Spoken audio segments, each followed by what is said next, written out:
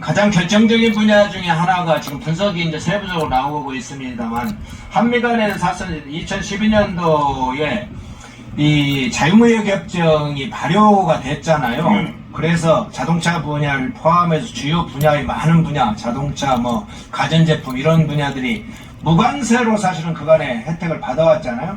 사실은 이제 이게 사실 무너져서 대미 수출의 결정적인 사실은 비교 우위가 사라졌다. 이 평가가 이제 계속 나오기 시작했습니다.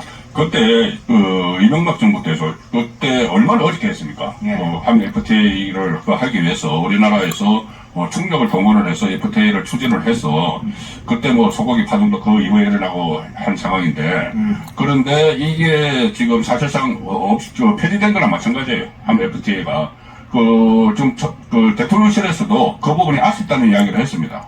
그 정책실장이. 예. 그런데 아쉽다고 해서 끝나는 문제가 아니고 이게 가령 예를 들면 가장 상징적인 것이 자동차죠.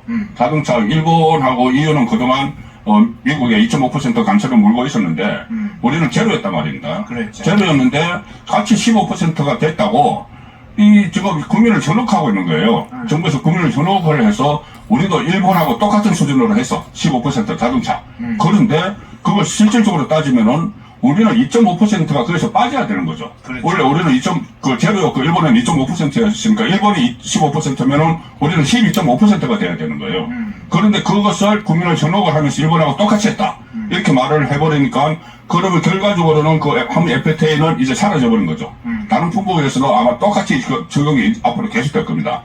그러면은 어쨌든 우리는 미국하고 그 여러 가지 동맹적 관계도 있고 뭐 조합 미국 문제도 있고 해서 FTA도 그때 좀 우리가 상당히 불리하게 체결을 했다는 뭐 말도 있고 했는데 어쨌든 그 체제가 지금 유지가 되어 왔어요. 13년 동안 유지가 되어 왔는데 그것이 근본적으로 흔들려 버리고 새로운 질서가 들어오는데 좀 우리에게 불리한 쪽으로 이 새로운 질서가 만들어지고 있는 상황이 되어버린 거죠. 그렇군요.